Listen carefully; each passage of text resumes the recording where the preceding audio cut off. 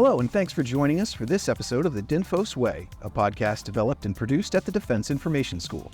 This program is dedicated to developing and showcasing the skills of military communicators, public affairs professionals, and industry experts from all over the world.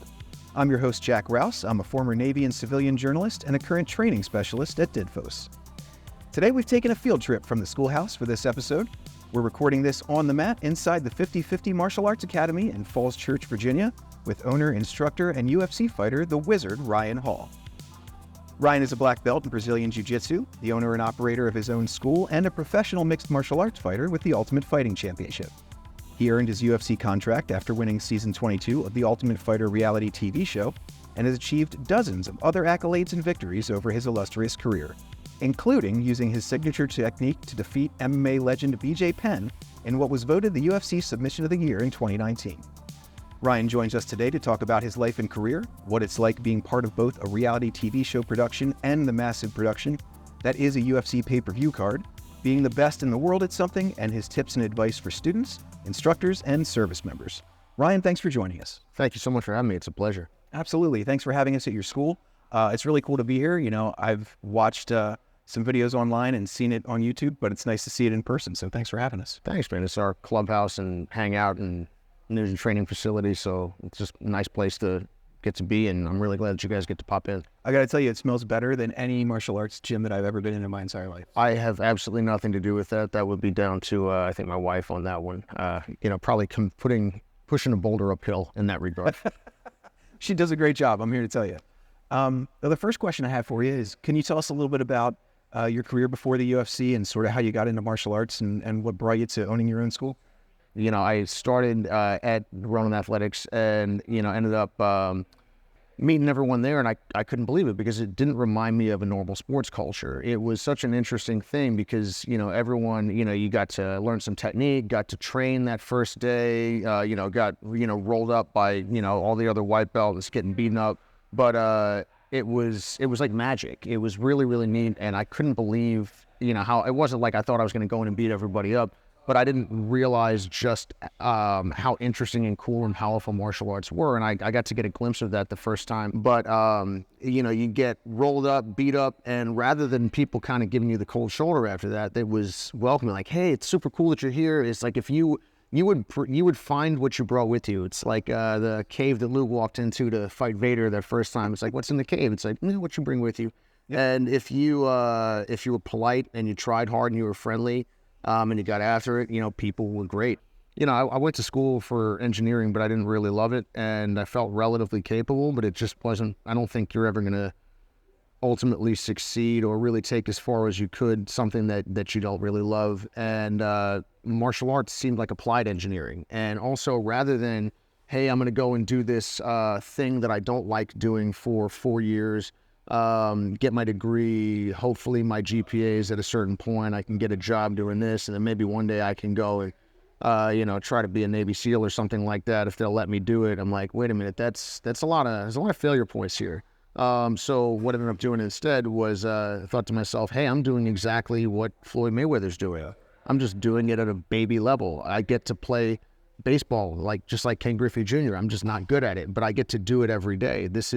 The activity is its own end. It wasn't like, oh my gosh, I can't wait to become really, really good at this. You just go like, I love doing this thing and no one can take it from me. I get to go and get right to it. I don't have to hope for the best that, you're going to kind of slog through life for the first, period of time and then hope that it eventually goes the right way. But anyway, long and short of it is started to win a lot, and I triangled I think 100 people in competition.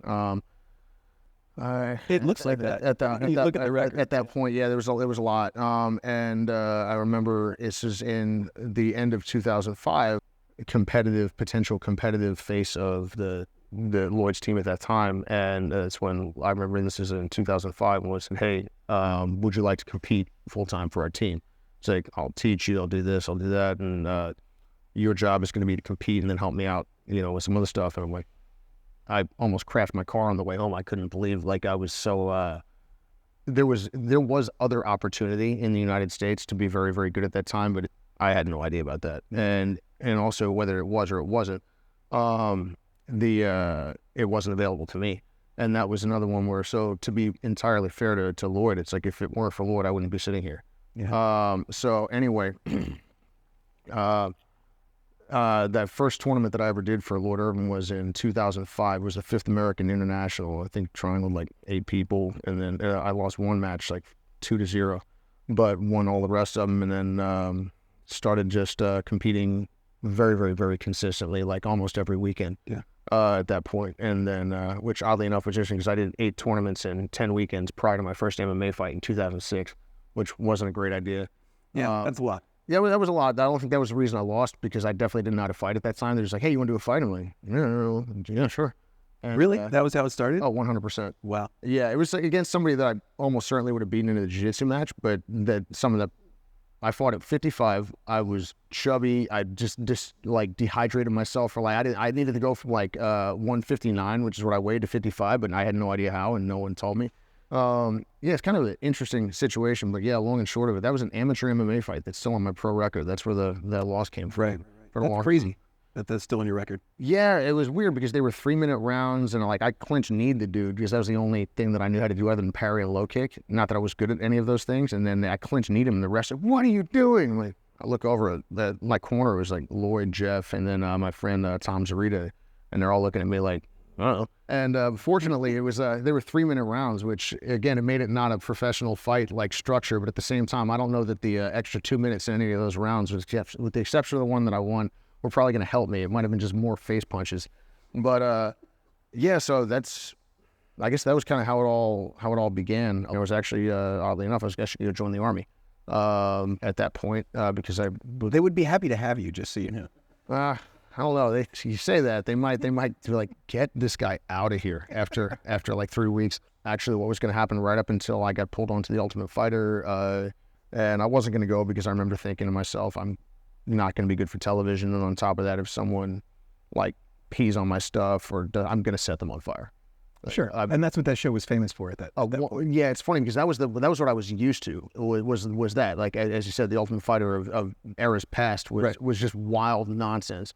So anyway, ended up going out for the Ultimate Fighter tryout. My wife convinced me to do it, and ended up getting pulled on to my surprise. Out of like 280 to 90 people or something like that. They want to call it. It was a reasonable number, yeah. So ended up getting pulled into it, and that was the end, at least for that period of time, of my consideration of changing careers. And that's where the UFC started. So we've all seen reality shows. Maybe not everybody's seen The Ultimate Fighter, but everybody's seen reality shows.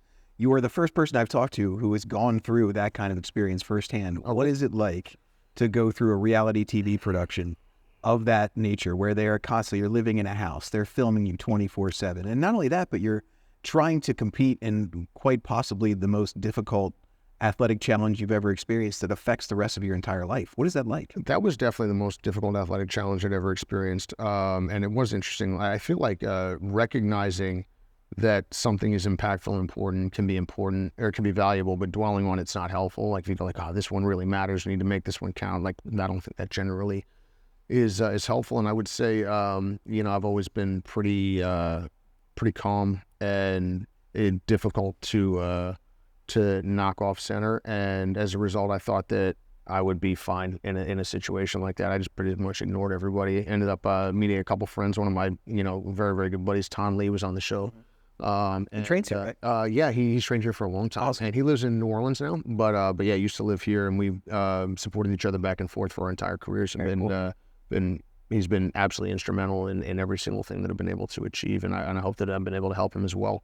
But let's see. So being on the Ultimate Fighter, I just thought of just be polite to people and keep to myself, and I brought a Bible and a Quran because that's what you were allowed to. You were only allowed to bring religious texts, so I brought those. And anyway, when we were on the show, actually to start, I would just read those every single night and kind of go back and forth. So I was just kind of curious because I'd never read the Quran before. Mm-hmm. And then I would sit in the corner and narrate to myself whatever I saw going on with some of the other people, which was entertaining.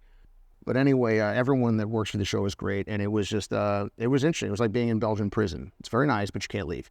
And anyway, just I want to be able to go back to my family, my wife, my mom, my dad, whatever, and not be embarrassed with myself, and also not have them upset with anything that I've done. So anyway, that was, I try to approach almost everything like that. You begin with the end in mind, and you set the rules based on principle, and then you go, as long as I'm acting within the right and left limits of these principles, I'm comfortable with pretty much anything I'm going to do or say.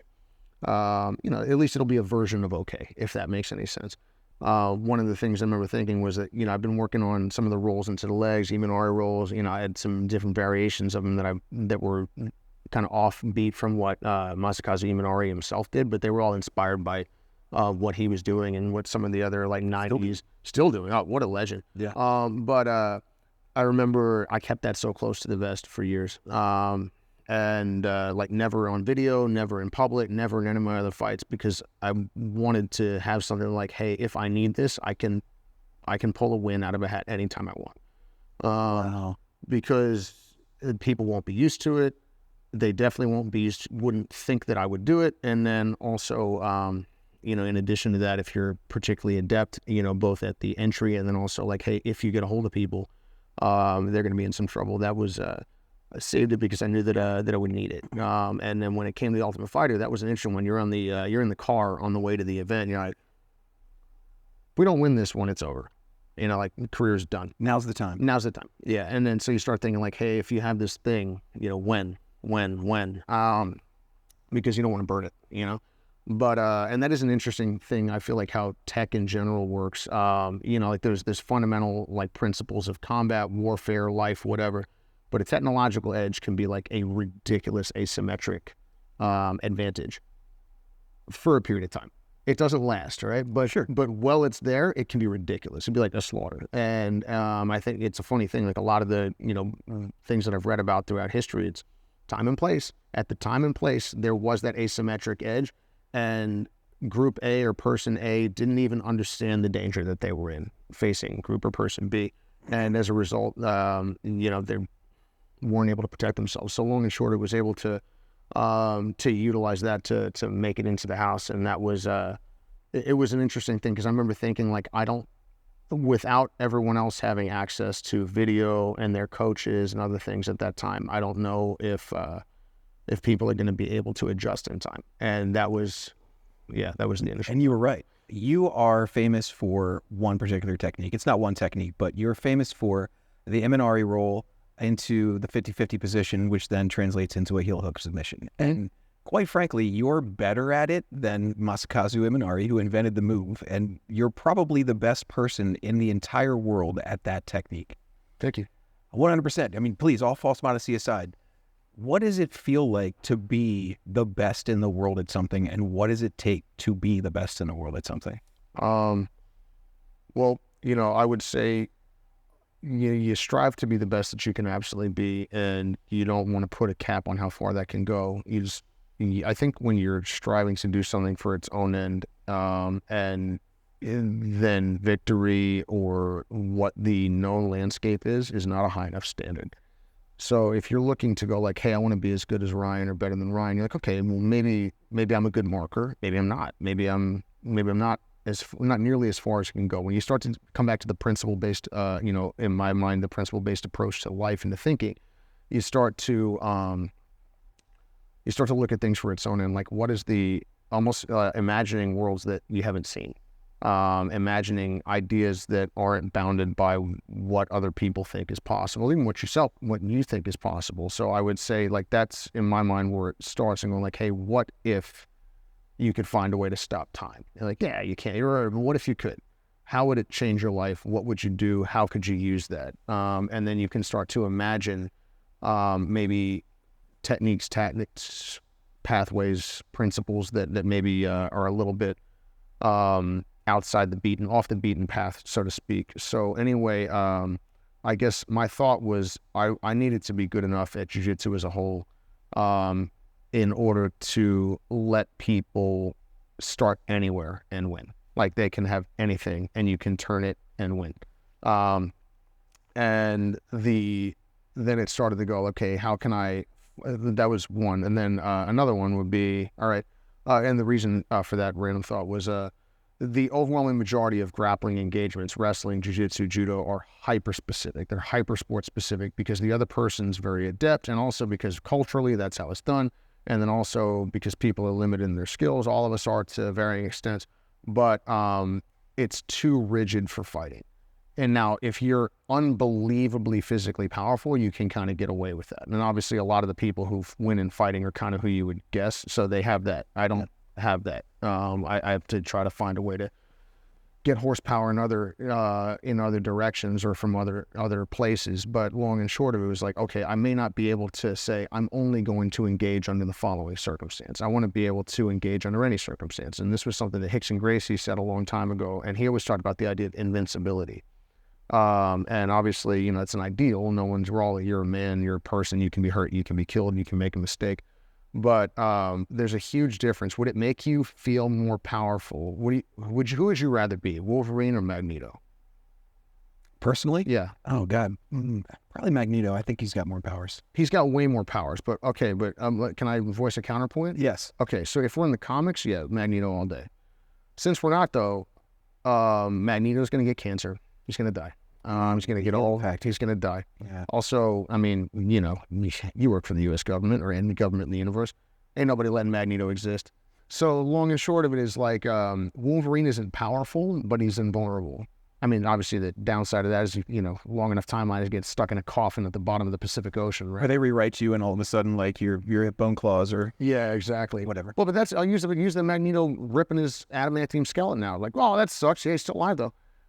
That's true, and he never did lose his healing factor, no matter what else they did to him, I don't think. Yeah. So long and short of it, though, is he would be invulnerable. Like, he could basically be, rather than going like, I can do anything, it's you can do anything, but it just doesn't matter. Yeah. Like, all right, let's say I could start with you in an arm lock, a rear naked choke. Like, there's a lot of things like a rear naked choke's not one I figured out, but maybe somebody has somewhere. But if let's say you figure out how to counter almost anything. I get to grab you. Think about like almost the way that they do like Japanese jiu-jitsu, hapkido, whatever. We're like, oh, grab my wrist. All right, grab this, grab this. What if you had like the Rolodex of like how to win under each and every one of those circumstances? You're like, that would be wild. Right. You could allow the other person to do almost anything. And as a result, how calm would you be? Would you be calmer and as a result, more yourself if you felt like you were super capable, but other people could cause you problems versus like, no, nothing really bothers me. Like, I feel pretty good. It's at least for me, I always thought that like in terms of the ideal, the second, would you rather be all powerful or invulnerable? I'd rather be invulnerable. I'd like to be both, but it's all powerful, but very vulnerable would oddly enough probably make you incredibly stressed out. Because you'd feel like an unbelievable glass cannon. Yep, you'd be like, sure. I can do anything, but I'm so fragile that it makes me really aware of my mortality. So anyway, to come back, let's just say like failure tolerance, resiliency, durability. These are the things that oddly enough, I think like high level military selection processes are for. You're not selecting for the smartest person. Not saying you're not going to get that guy. You're not selecting for the best athlete. I'm not saying you're going to get that guy. You're certainly not selecting for the most skilled person. That's just not what that's built for. But you're absolutely, like as far as I've been able to tell from spending time around that world and having a lot of friends do it, it's like you may build those things later on top of stuff, but you're selecting for resiliency. Like, hey, can this person deal with almost anything that comes their way physically and or psychologically and emotionally? If the answer is yes, you're like, okay, this is a pretty robust person. All right, now let's see if we can turn this person into a ninja. But that's the turning somebody into a ninja process takes forever. But as far as like, hey, what's the core? What's the foundation? It's like, yeah, they'll be there. They won't beat themselves. They won't get themselves out of there. So anyway, I guess to come back, that was the thought on how to be able to engage. Like, why not just let the other person grab you however they want and learn how to deal with it? And that was one of the things that started to, I feel like, my jiu-jitsu level way went up when I got into MMA. Like, I was pretty good prior, but if I'd have gotten to do ADCC in like 2015, stuff like that, I think I probably would have won. I would have had a very, very good chance to do very, very well, because the skill level and understanding and comfort was so much higher than it was in years prior, where it was a lot more, I think, brittle in my approach. And anyway, So to come back though, that was in my mind, like what I was trying to pursue was what people always talked about Hickson, where it's like, hey, the best person in the world, he would be able to absorb almost anything.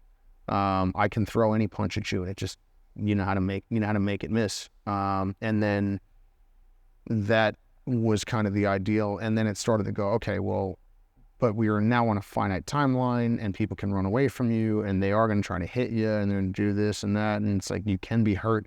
So I'm like, okay, I need to be able to grapple under any circumstance, but also I want to try to be able to initiate grappling or tangle this person against their will and put them to a series of choices, rather than saying, hey, I'm going to double leg you, which is awesome when it works, but when it doesn't, you land yourself oftentimes in a spot that's very like now in a normal style of fight where you can be hurt. But I would just say it's interesting, having been a competitor in jiu-jitsu, a competitor in MMA, and also something of like a instructional, voice over the course of time, trying to be helpful, because you wear a series of hats, but as a result, you're in a series of arenas, and I don't really spend much time, defending myself or doing anything like that on the internet. And well, you are famous for a certain clip on the internet, but what did I do? At the diner, I believe. Oh, except for that. Yeah. That was actually, I was really happy that thank goodness that turned out the way that it did. That nobody actually got hurt, because I definitely could have gotten stabbed, and with how close he was. And I'm really glad that I didn't have to hurt that person. And I still can't believe that the cops let him go. Oh, they did let that dude. And also when he came back, they actually let him go after he got planked out on the boardwalk, and they took him down the block, and we're sitting there finishing our dinner. I'm like, okay, great. And then in comes the guy and his buddy again. I'm like, oh my God, here we go. And no, but it ended up in the most surreal and interesting way. I would he plopped down $40 and apologized and just wanted a hug. I didn't know what to make of it, but that's a good end of that story. It was very gentlemanly. That's a very good end of that story. That was always the thought of martial arts. Like, hey man, you strive to be respectful. You strive to have consideration. That's the point in the beginning of what it's there to teach you. That's what we all started with as kids when we started taking it. Well, and it's funny because we'll look at the people that are like, they'll justify like, wow, a lot of the people that are great at this don't do that. I'm like, right, but that doesn't mean that's the ideal. Right. And I always thought like the neat thing about how serious this activity is that every single time you step into the ring or on the mat, you can hurt someone badly and you can be hurt badly. You would hope that would give any of us some measure of respect for the situation. Like, hey, you're on the other side of the line, and I know that you want to win, and that you're putting a lot on. You have a lot of risk too. Yep. Whether I like you or don't like you, I can respect you as long as you play within the rules. And I feel like that is the funny thing, like that differentiates this activity from, let's say, more normal sport, where like, hey, it's not just money, it's not just pride, it's you are very seriously personally at risk, and that takes a courage. I think George Foreman might have said this. I want to say it's George Foreman. There's no set of stairs strong enough to hold the weight of a coward on the way to the ring, and it's boxing's got so many of those great ones, but it's if you're willing to step into that ring and fight, you're worthy of respect, in my opinion. So anyway, I think that I miss the era of mixed martial arts, and I'm presuming periodically it's going to come back in. You'll see it with individuals, but I miss the era of mixed martial arts where there was more style versus style, and there wasn't as much of a belief that we'd figured it out. And because I'm firmly on the side of we haven't. Don't get me wrong, we're always working. But you can bake a cake in a heck of a lot of different and interesting ways. And maybe putting, Chinese food on top of a pizza is not the right way to make the most delicious thing ever. Then again, I've never tried it, so maybe it's fantastic. But I think the reason that the UFC, in my opinion, is so interesting on a product level, as well as on a martial arts level, is because when it operates on principle, you get creativity. When it operates on cynical outcome manipulation, you end up with people trying to basically focus group their way to a movie. And that's why modern movies are garbage for the most part. It seems like it's very consistently crap and it's very consistently vanilla. And you go, there's just no way that everyone came to the same conclusion about this independently. We must be running some weird algorithm, and we're getting this outcome. So long and short of it is, I think that the adherence to almost individual rights and like, hey, you go out there and represent yourself the way that you want, fight your best, do this, do that. When you're in the ring, and when you're, I think, able to, speak, on the microphone, whether it's at a press conference, at an interview, or in the ring after a fight, you do you. And that is one of the things that allows for some really interesting and compelling things to emerge. It's I think sometimes and this isn't the UFC's fault, but it's no different than how to put it. When people are trying to figure out what's the right thing to say, that's when you get a lot less interesting. When you're just going to swing for the fences and speak from the heart, so to speak, I think you get the interview equivalent of Gunnar Nelson fighting or Stephen Wonderboy Thompson. You get where you go like, oh, that's a really interesting combination of skills that this person has that's coming out in a really unique and interesting way. Think about how Conor McGregor was fighting when he first got to the UFC. It was in a more unique and interesting way than how he's fought recently. And, obviously outcomes can be what they are. And you never know. Like Conor versus Jose Aldo would never go that way again, not 100 more times. Doesn't mean that maybe Conor would win more than half, but the odds of something like that occurring. I will never forget that fight, by the way, because I was watching it live. Me too. I was like, I couldn't believe it. Yep. Yeah. I think you're right. I think if they fought that fight 100 times, Conor wins that fight 5 of them. Maybe. And even if he wins them 80, let's say 180, like that, come on, no way. I'd never. But let's look at the BJ Penn fight, and it's like, hey, how many times does it go that exact way? Come on. Like, I'm not here to pat myself on the back like that. That's not reasonable and not fair. BJ's too good. And also time, place, step this way, lean that way, circumstance. Yeah. So I guess, I think allowing for those things, that's one of the things that I love about fighting in general, is that because it's so open, it allows for that level of variance and wildness. Whereas, like, a lot of traditional baseball looks like exactly the same. I love baseball, but all the time. There's not a lot of wild in baseball. Then what's wild will be very narrow.